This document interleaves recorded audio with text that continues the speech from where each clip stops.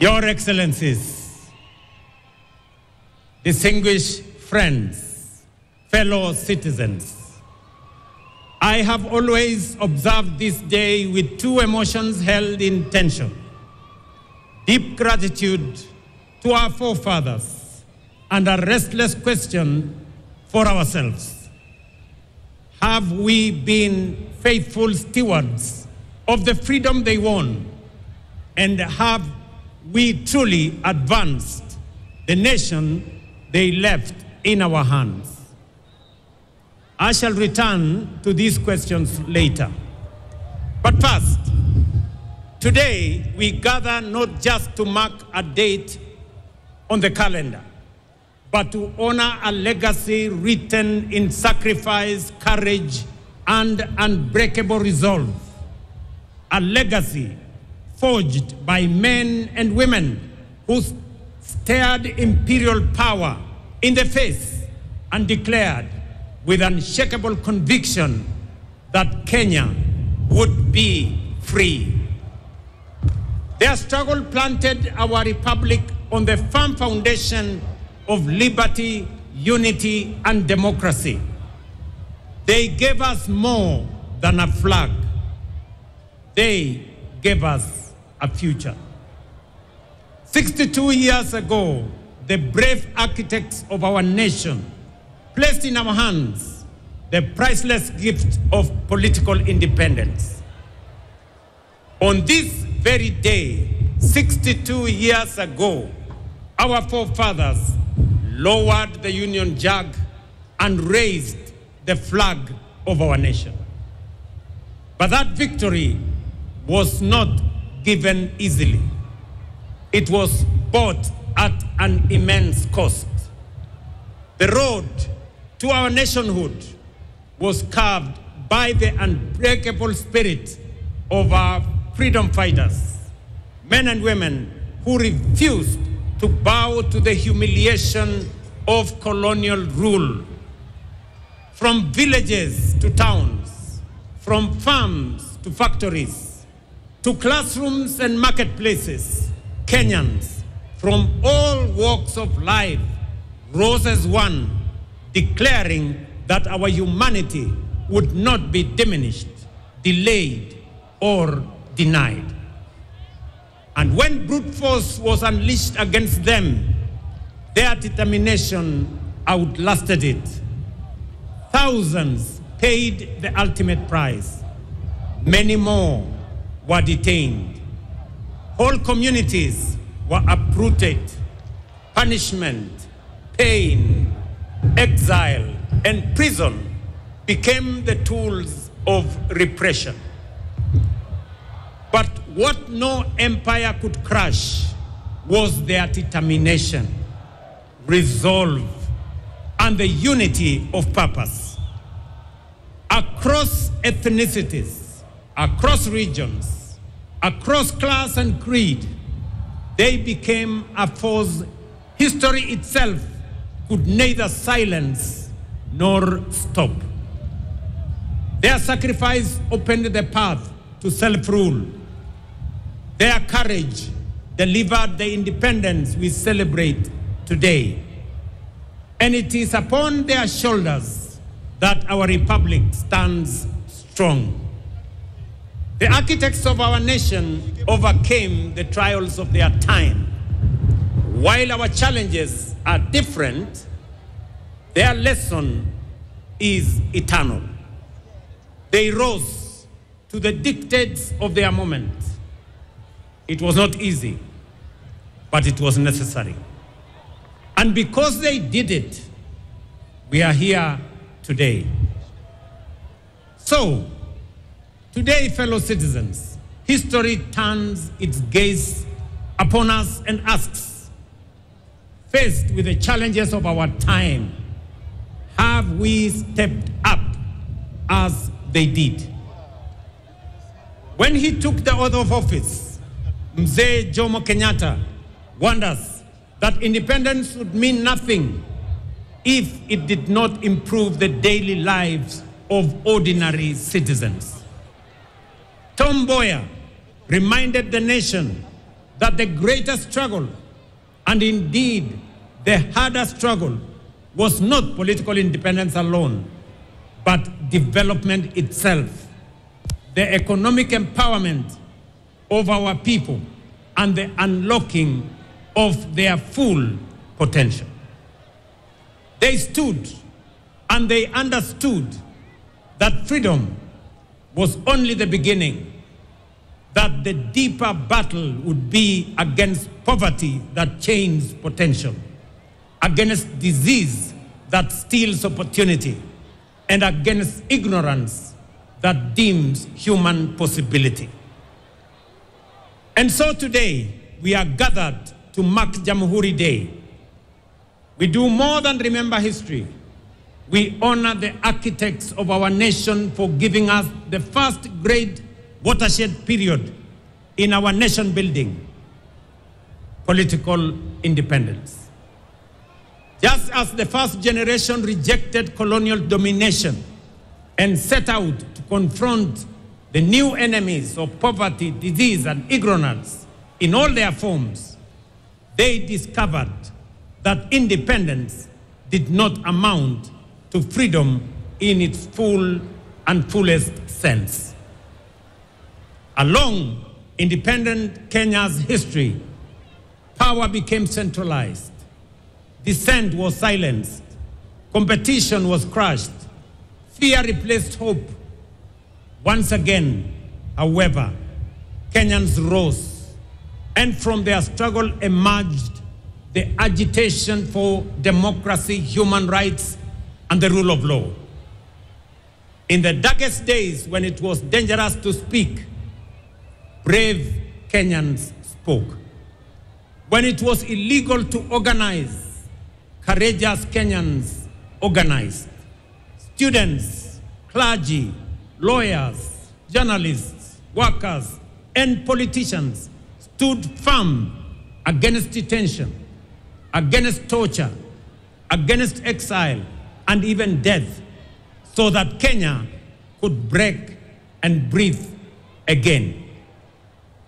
This generation of courage produced towering figures whose sacrifice expanded the democratic space we enjoy today. Foremost among them was the late Right Honorable Raila Amolo Odinga, a stalwart of our country's democratic journey, who left us just under 2 months ago. Raila devoted his life to the pursuit of freedom, justice, and peaceful coexistence. His courage, resilience, and unwavering belief in the power of the people shaped defining chapters of our national story and inspired generations to believe that change is possible. I now respectfully urge all of us to join me in observing a 1 minute of silence in honor and remembrance of the Honorable Raila Amolo Odinga and honor his sacrifice, service, and enduring legacy.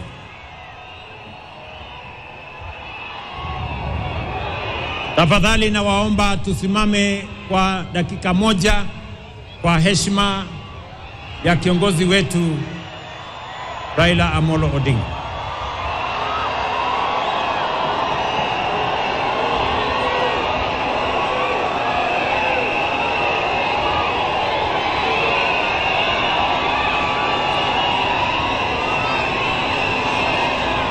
Asanteni sana.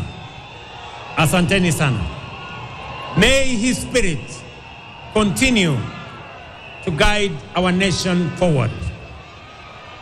His resolve, as well as the resolve of our forefathers, gave us the 2010 Constitution, a charter that restored the sovereignty of the people, restrained imperial power, entrenched rights, and devolved government and authority to the grassroots. but it promised something even greater. It guaranteed economic and social justice. It declared that health, housing, food, water, education, and social security were not favors. They were fundamental rights. It was a bold promise. It was a moral imperative. It was the unfinished dream of both the independence and subsequent generations. Yet today, with honesty and humility, we must admit that this promise remains incomplete. Yes, progress has been made, but the deeper promise, a Kenya where every citizen lives with dignity and shared prosperity, remains unfulfilled. For too long, stagnation has returned in cycles. Negativity has been normalized, and too many have been asked to make peace with mediocrity. That is why, before the last election, we had already realized that although we had achieved political independence and our constitution expanded our democratic human rights and the rule of law, we still had not fully consolidated our nation. These two milestones, great as they were, had over time been undermined by the paradox of the marginalization of the majority. We saw clearly a system in which a few rose to the top of the pyramid, while millions at the base struggled to survive, with education outcomes compromised, healthcare beyond reach, access to affordable credit denied, housing unattainable, and farmers abandoned, while our youth were locked out. That is the reason we introduced the bottom-up economic transformation agenda, to bring the marginalized majority back into the heart of our nation, to ensure that no one is left behind, and to begin the work of social engineering necessary to pursue the broader dream of economic freedom. We had to begin where marginalization and exclusion had been greatest, that is at the bottom. And so, over the last 3 years, we have made bold choices. They have delivered results that are unprecedented, unmistakable, and consequential. For years, we spoke of agriculture as the bedrock of our economy and farmers as our pillars. But the truth is, we did not truly know them, and neither did we truly prioritize them. Today we do. For the first time in our history, over 7.2 million farmers have been brought into the single national digital database. We now know who they are, where they are, what they grow, and what they need. And with that knowledge came the power, not for brokers, not for cartels, but for the farmer. This digital platform became and is the backbone of targeted support, including subsidized inputs, affordable credit, and modern extension services reaching real farmers directly. We lowered the cost of production. We brought the price of fertilizer down, and in so doing, restored profitability to the smallholder farmer who produces over 70% of our food. Fellow citizens, the results are undeniable. Maize production is up. Prices of flour is down. The tea sector is rising. Coffee is rebounding. Dairy is expanding. And the sugar industry has been revamped. By strengthening value chains, cooperatives, irrigation, and processing, we have built systems that work for our agricultural sector. And now, with millions of farmers no longer forgotten, we are ready to walk with them to the next chapter of economic freedom. 3 years ago, education was in distress. Classrooms were overcrowded. Many universities were technically insolvent, and teachers were overwhelmed. Today, we have hired 76,000 teachers, and by next month, a total of 100,000 teachers, the largest recruitment of teachers in Kenya's history. We have built 23,000 new classrooms, and 1,600 laboratories are under construction across the nation. Importantly, through the student-centered funding model, we placed the learner at the heart of our reforms. For the first time in our history, scholarships and loans now follow need and merit, ensuring that every deserving student has a chance and a just and equal opportunity to pursue their dreams. Nearly 500,000 students have already benefited from this funding model. Students who under previous systems would have been excluded by policies that failed to recognize them. This reform has lifted the financial burden from families and enabled students to choose courses that align with their talents, with their aspirations, and with the needs of our nation. Our healthcare, we have another irrevocable decision that no Kenyan should be too poor to live. For decades, universal healthcare was spoken of, but in our time, it is being actualized. We engaged 110,000 community health promoters who are now reaching millions who were once excluded, forgotten, and without access to healthcare.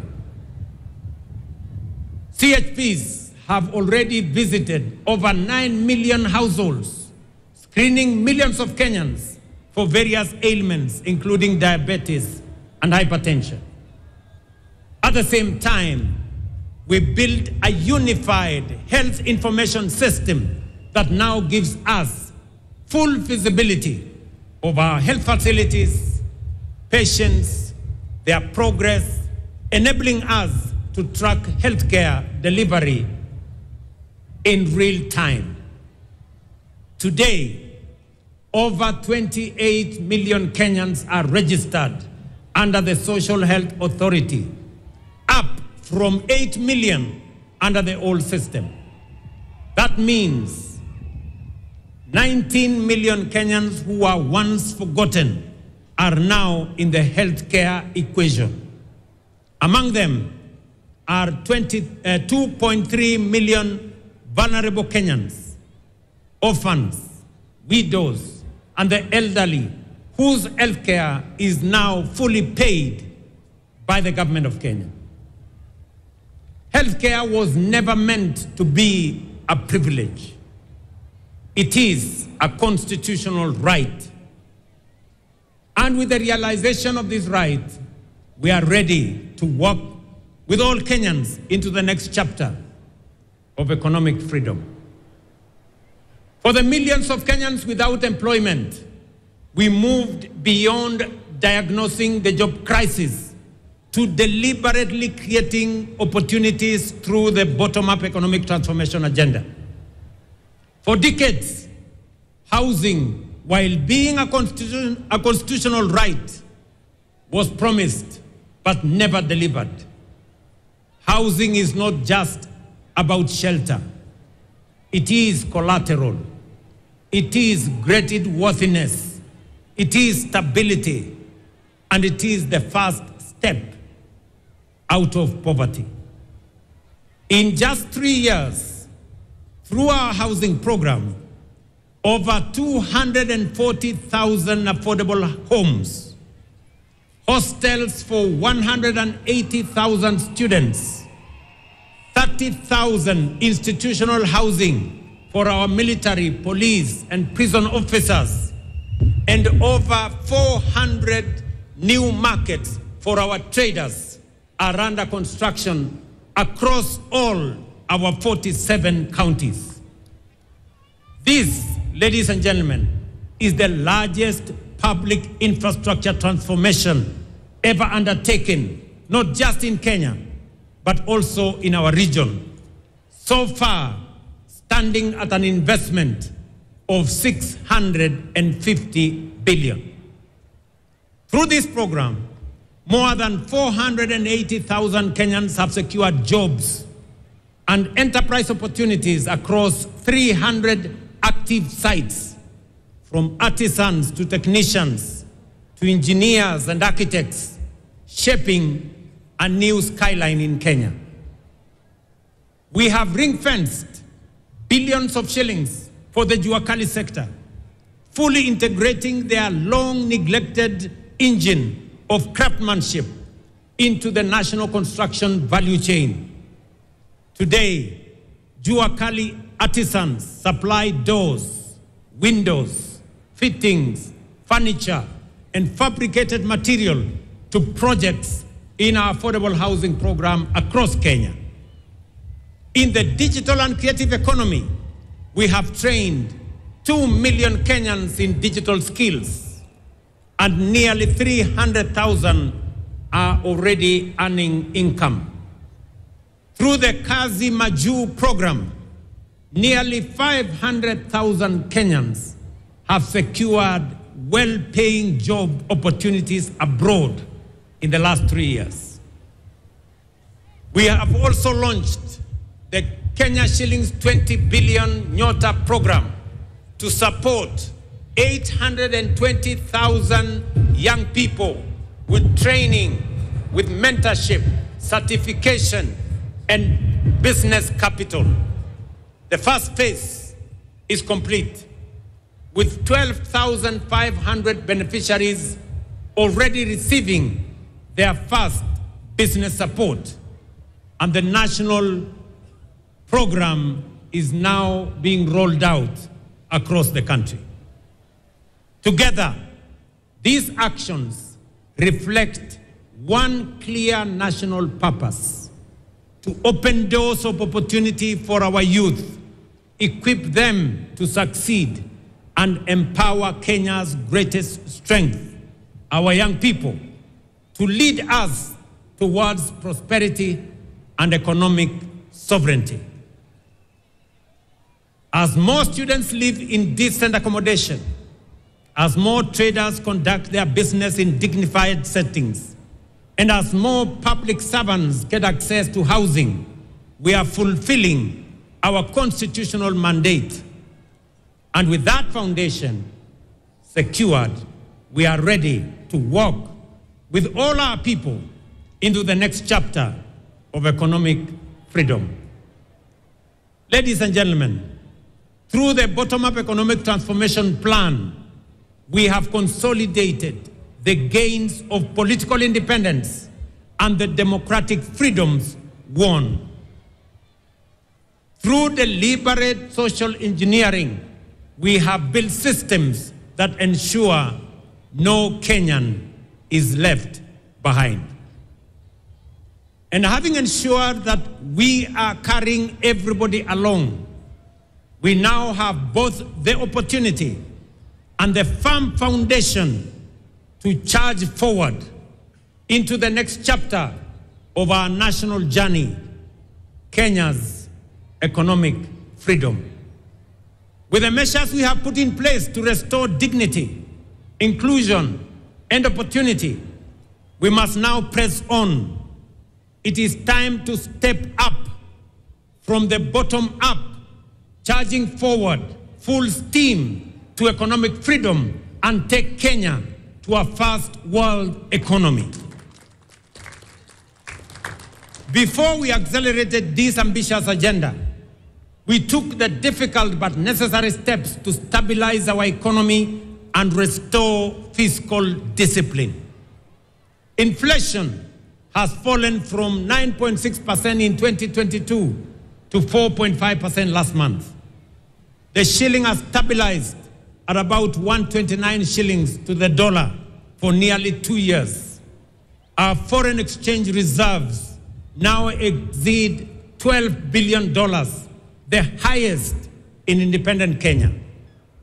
Our successful Eurobond redemption reaffirmed to the world that Kenya honors its obligations. Our economy has grown and is now the 6th largest economy in Africa. At the same time, we have made bold national decisions to save more of our income. Through the new NSSF contributions, the fund that had mobilized Kenya shillings 312 billion from independence to 2023 has now grown to 670 billion in just 2 years. We established the Financial Inclusion Fund as a strategic intervention to correct deep market failure, one that had denied millions of Kenyans access to affordable credit, one that had blacklisted in CRBs, disregarded by banks. They had been left trapped in frustration and despair. Today, Hustler Fund has become one of the most transformative instruments of empowerment in our nation's history, disbursing over 80 billion and expanding the margins of financial inclusion at an unprecedented scale. Over 9 million Kenyans are now repeat customers, and more than 7 million who were previously CRB blacklisted have successfully repaired their credit histories. It has restored dignity to millions. It has brought them back into the equation. They are no longer left behind. Ladies and gentlemen, these reforms have stabilized our economy, restored investor confidence, and enhanced Kenya's creditworthiness. As we set out on this path of economic independence, let us remember that we are not the first to stand at such a crossroads. Nations like South Korea, Singapore, Hong Kong, and Malaysia once stood where we stand today, with limited resources, modest means, but armed with immense courage, determination, and ambition. Prosperity was not handed to them. They reached out for it. They rejected the ordinary. They refused to be prisoners of their circumstances. They believed in themselves and invested in their people. They were patriotic to their nation's cause and demanded excellence of themselves. Today, they stand as first world economies, not by accident, but by deliberate design, by intentional choice, and by purposeful conviction. Ladies and gentlemen, Kenya can, must, and will do the same and more. Let me repeat. Kenya can, must, and will do the same and more. 3 weeks ago, during the State of the Nation address, I laid before Kenyans this administration's bold and ambitious Kenya shillings 5 trillion roadmap to transform our nation into a first world economy and to secure our full economic freedom. That roadmap is anchored on 3 unshakable national priorities. First, history teaches us that no nation ever prospered on poor roads, inefficient ports, and congested airports. Modern transport and logistics drive productivity, reduce the cost of doing business, and creates trade, business, and innovation and investment hubs. Our 10-year roadmap on road, rail, ports, and airports, and oil pipeline infrastructure includes the expansion of strategic highways connecting our major cities, industrial zones, markets, border points, and agricultural belts to move people, goods, and services faster, safer, and more affordably.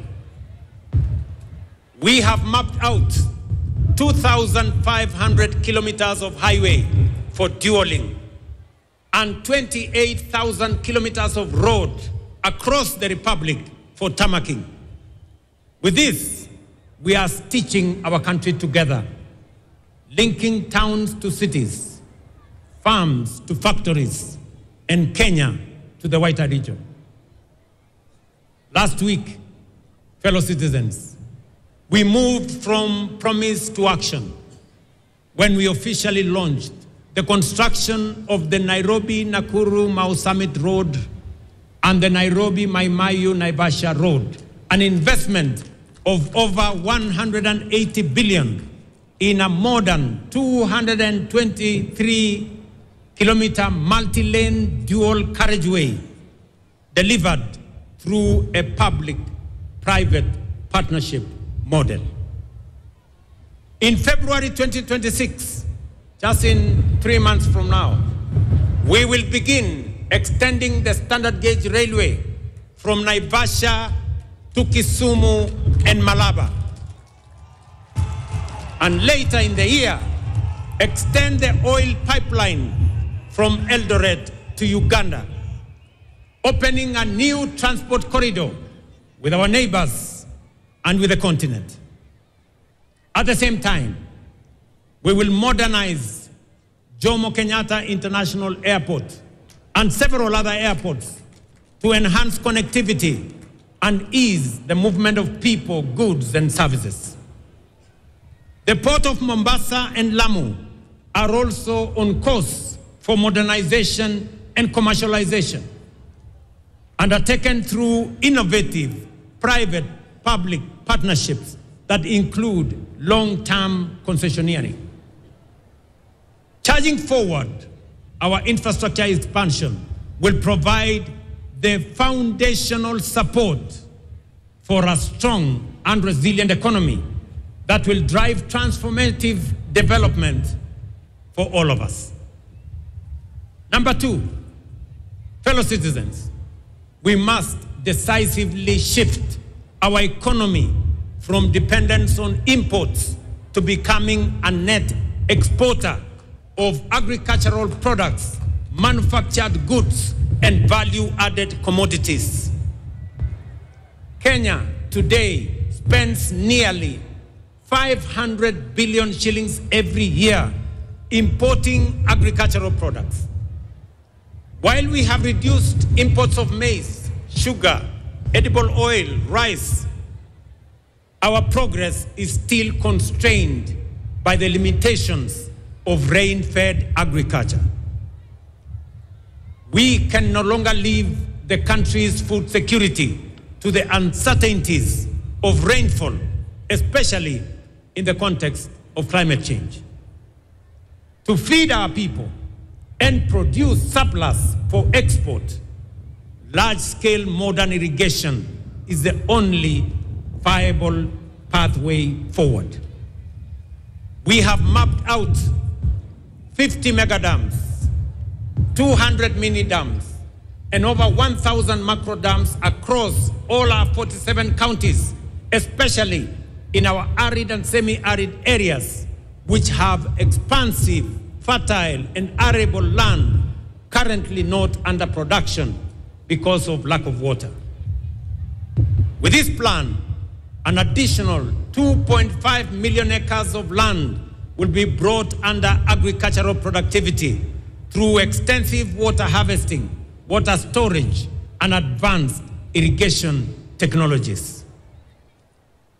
This is not only about food and water security.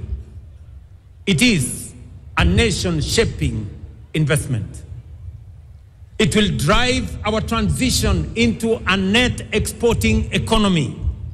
It will uplift rural communities and end the indignity and shame of food insecurity.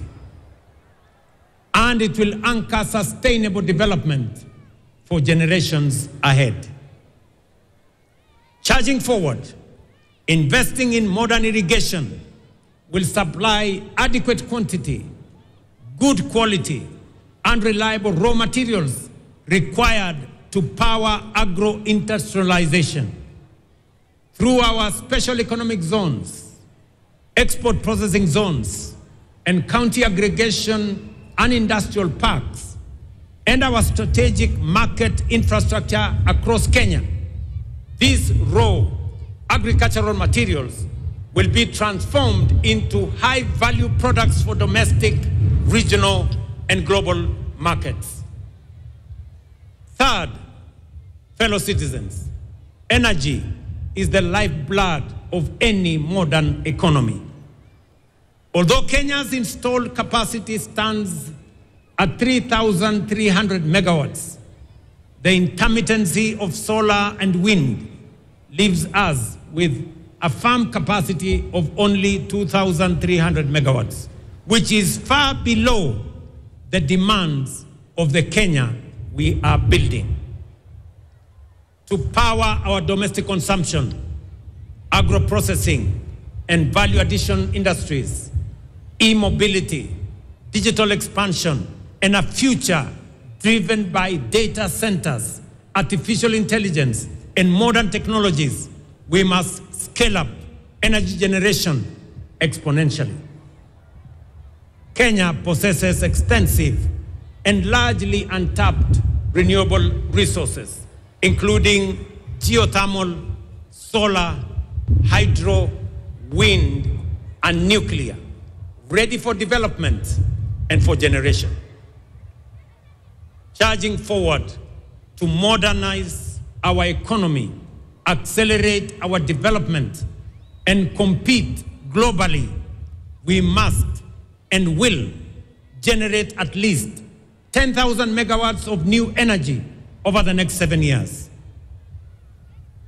Fellow citizens, to finance this 5 trillion national economic freedom project, relying solely on national budget would leave us waiting forever. Borrowing would only deepen our debt and burden future generations. Raising taxes would place unbearable strain on households. And choosing inaction would condemn our nation to stagnation. That is why we must act with courage, innovation, and foresight to design alternative financing mechanisms, leverage mature national assets, and tap into robust public-private partnerships to undertake this national development imperative. Fellow citizens, 3 weeks ago, I signed the Government-Owned Enterprises Bill into law. The new law revolutionizes the management and governance of state-owned enterprises, professionalizing boards through merit-based independent appointments, and tying leadership to measurable results. This is a very consequential reform. It is the most far-reaching reform of government corporations since independence, aimed at turning legacy parastatals into commercially disciplined companies that will serve our public interest. The passage of this law ends the era of cronyism and patronage in our state-owned enterprises. This law explicitly disqualifies any person who has served in a public or political office within the last 5 years from appointment. On Monday, under this new legal framework, and to start this administration's bold and ambitious Kenya shillings 5 trillion roadmap to transform our nation, the cabinet will meet to consider and approve the architecture of the National Infrastructure Fund as the engine that will align our financial resources with our development goals. Through innovative mobilization of domestic resources, strategic monetization of mature national assets, democratization of ownership through capital markets, and innovative deployment of national savings, we will unlock large-scale private sector capital to fund our national priorities while reducing reliance on borrowing and taxation. For decades, Kenya privatized major assets including Kenya Airways, KenGen, Kenya Re, and Safaricom. Yet the proceeds were absorbed into the budget, paying salaries and debts, leaving no enduring national assets behind. Through the National Infrastructure Fund, all privatization proceeds will be ring-fenced and invested strictly into public infrastructure development that generate and preserve more value. This principle is already being actualized. Proceeds from the current privatization processes will be channeled directly into the fund, setting a new national standard where national assets create lasting public value. Our goal is simple. For every shilling in the National Infrastructure Fund, we will attract 10 more shillings from long-term investors, including pension funds, sovereign partners, private equity funds, and development finance institutions, allowing us to develop without the constraints that come with debt and taxation.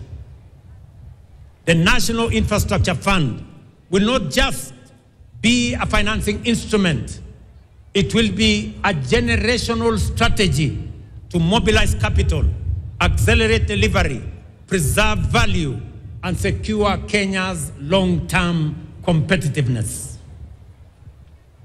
To secure future generations, again on Monday, the cabinet will consider and approve the Sovereign Wealth Fund policy, anchored on 3 pillars, including savings for future generations, stabilization against global shocks,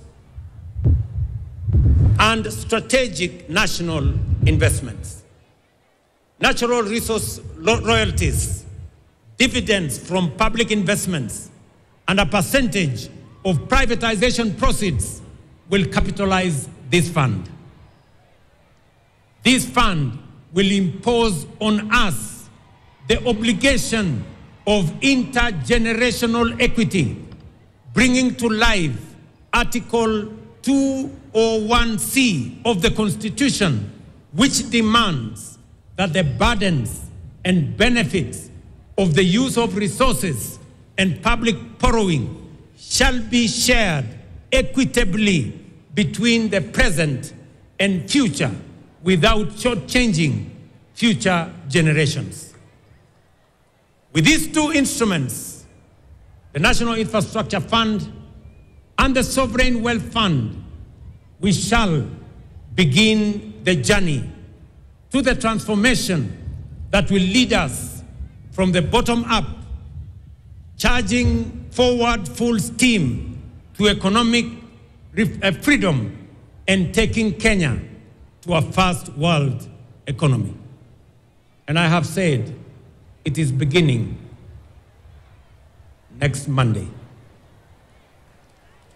But fellow citizens, even the strongest financial systems, boldest infrastructure plans, and most ambitious economic strategies will fail if we do not secure the foundation of our national character.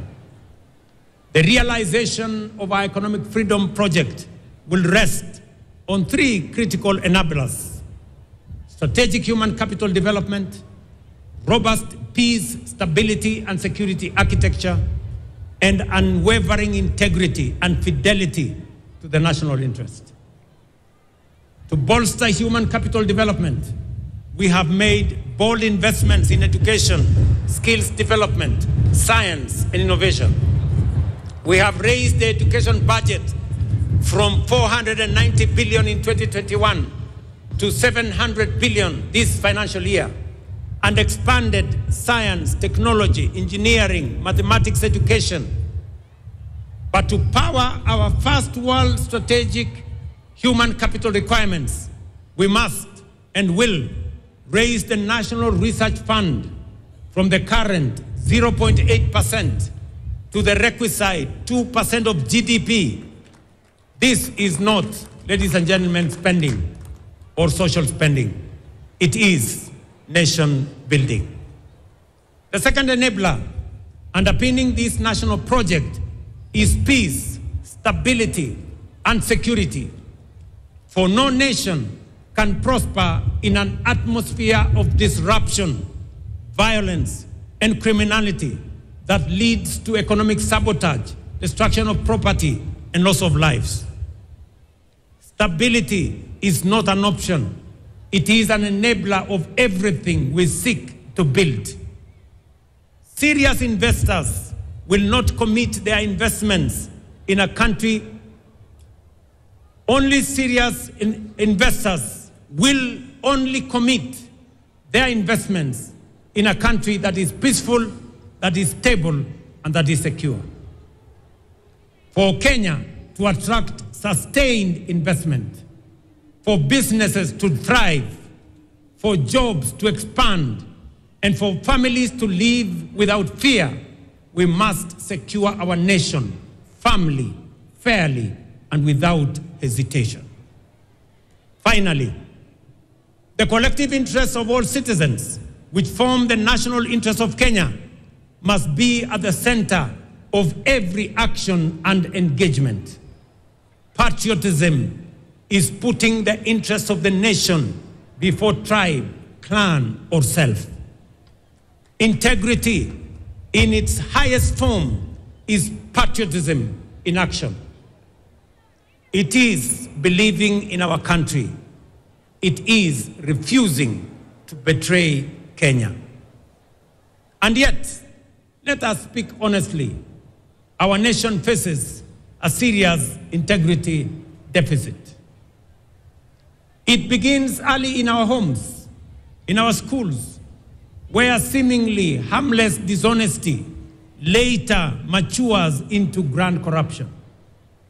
Corruption is not merely theft of money. It is the theft of hope, opportunity, and destiny. This is compounded by negativity, division, erosion of shared values, and ethical and ethnic political mobilization. Hate and division, corruption and tribalism tear at the very social fabric of our republic. Ladies and gentlemen, our economic freedom project demands more than infrastructure and capital. It demands a renewal of our national conscience.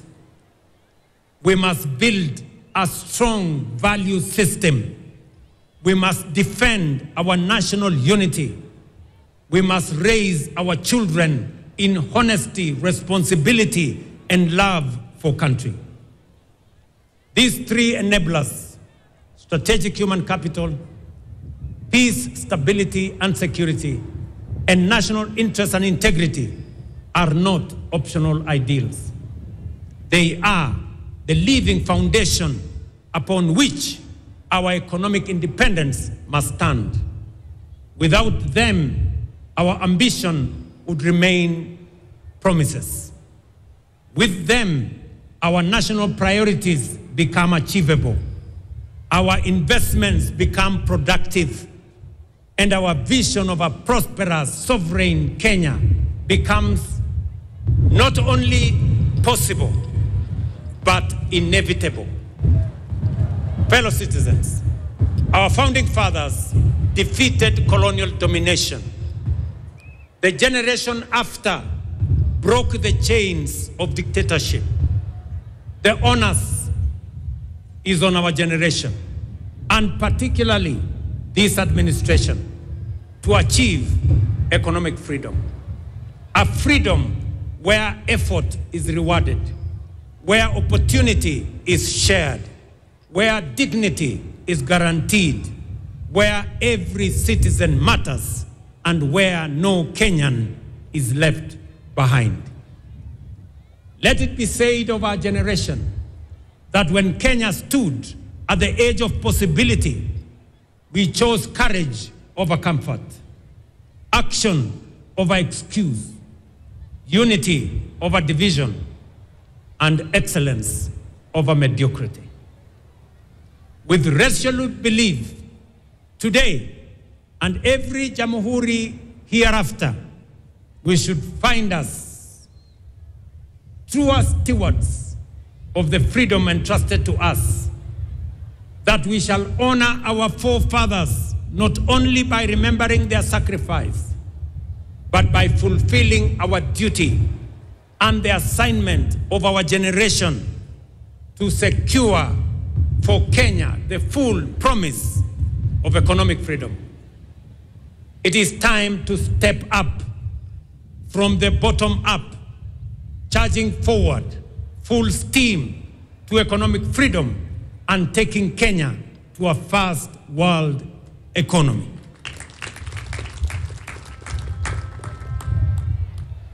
Kabla sijamaliza, ndugu wa Kenya, mimi nataka niwaeleze hivi. Kwanza kwa watu wa Nairobi. Nairobi hoye! Nairobi hoye! Mimi, kuna mambo mengi tunafanya katika mji huu wa Nairobi. Kuna mambo tumekubaliana na county government ya Nairobi. Tunajenga zile barabara ambazo zilikuwa zimekwama hapa Nairobi. Tumekubaliana ya kwamba hizo barabara tumerudisha contractors wote ambao walikuwa pale barabarani. Na sasa barabara zinaendelea kilomita 60 hapa Nairobi. Kwa mfano, barabara ya Muhuri kule Dagoretti South, barabara ya Mama Wahu kule Dagoretti South, bypass ya Mihango Link kule Embakasi East, Umoja 1 SDA Road kule Embakasi West, Pindigwa Road kule Roysambu, na Road C Embakasi South. Pia mumeona pale Valley Road, ile barabara ilikuwa imekwama pale, tumeleta contractor anaendelea na kazi. Ile barabara ya Ngong Road pia inaendelea, kazi inaendelea pale.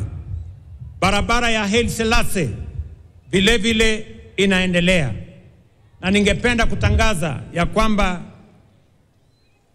kwa sababu barabara ya expressway imekamilika na wananchi wanatumia pale juu, barabara ya chini iko na matatizo. Na ndio sababu kuanzia hii Disemba mukienda Krismasi, tutajenga upya barabara kutoka kule JKIA kupitia hapa mpaka kule ABC, na tuifanyie beautification ndio Nairobi ionekane kama city ya taifa letu la Kenya. Vile vile mimi ninajua ya kwamba kuna wananchi wengi wanaishi nje ya Nairobi lakini wanafanya kazi na biashara hapa Nairobi. Wananchi wengi wanaishi Kiserian, wanaishi Rongai, wanaishi Ngong, na kuna msongamano mkubwa sana wa wananchi wakikuja asubuhi na kurudi nyumbani jioni. Ningependa kutangaza ya kwamba mwaka ujao ile barabara kutoka Bomas of Kenya kwenda Rongai kwenda mpaka Kiserian, na barabara kutoka Bomas of Kenya kwenda Karen kwenda pale Shade Hotel, kuteremuka kwenda Ngong, kwenda Bulbul na kwenda mpaka ifike kule Kiserian, tutaifanya iwe dual carriageway ndio wananchi wa pale wanaweze kutembea kwa njia rahisi. Najua pia ya kwamba wananchi wengi wanaishi kule Thika, na sasa barabara ya Thika Road pia imejaa na kuna msongamano mkubwa sana wa magari katika barabara yetu ya Thika Road. Ningependa pia kutangaza ya kwamba mwaka ujao vile tuko na expressway kutoka JKIA, pia tutajenga expressway kutoka Thika mpaka ifike hapa Museum Hill, ndio wananchi wale wanateseka na mambo ya jam tuweze kuondoa jam ya sehemu hiyo. Pia ningependa kusema hii uwanja ya Nyayo Stadium, nyinyi mnajua yale maneno tulifanya kule Kasarani.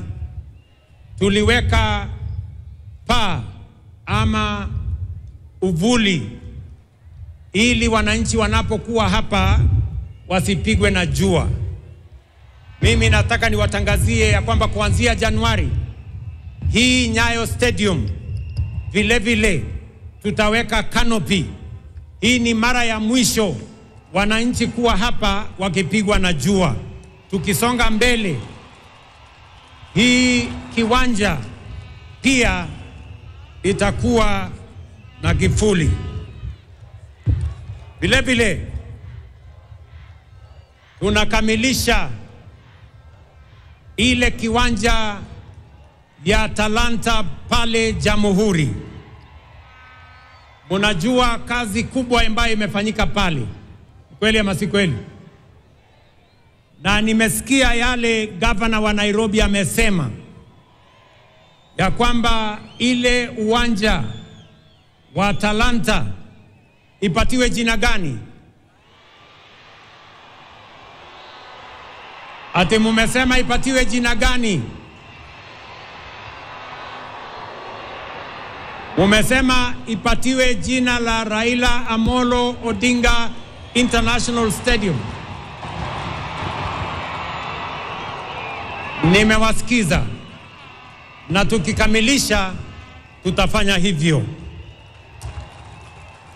Mimi nataka niwashukuru wasanii ambao wametuimbia hapa.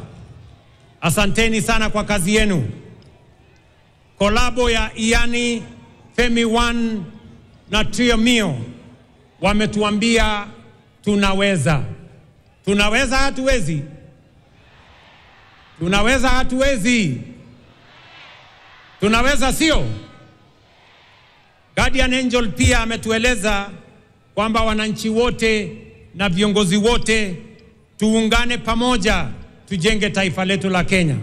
Inawezekana haiwezekani? Mimi nataka niwapongeze askari wetu ambao walikwenda kule Haiti na mumewaona hapa. Tuwapigie makofi jameni.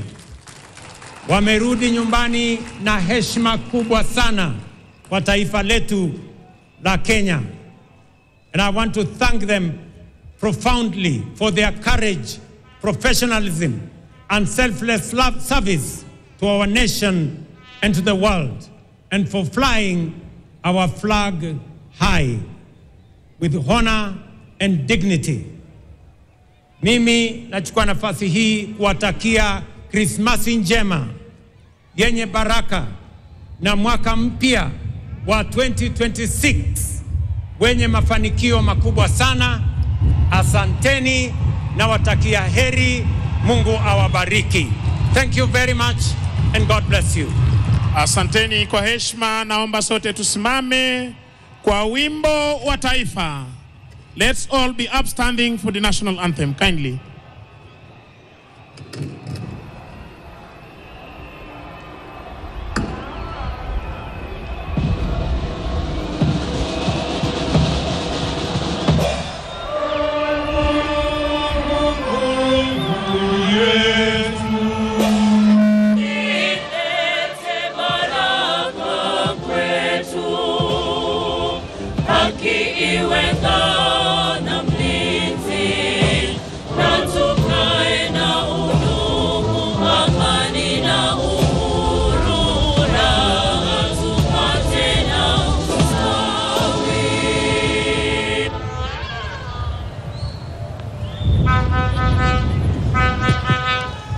Basi nimpishe mwenzangu aweze kutupa itifaki ya kufumukana mahali hapa. Bwana Mike Gitone, uwanja ni wako. Shukrani za dhati mwenzangu Bwana Misango Mbaye. Ningependa kutangaza sasa viongozi wote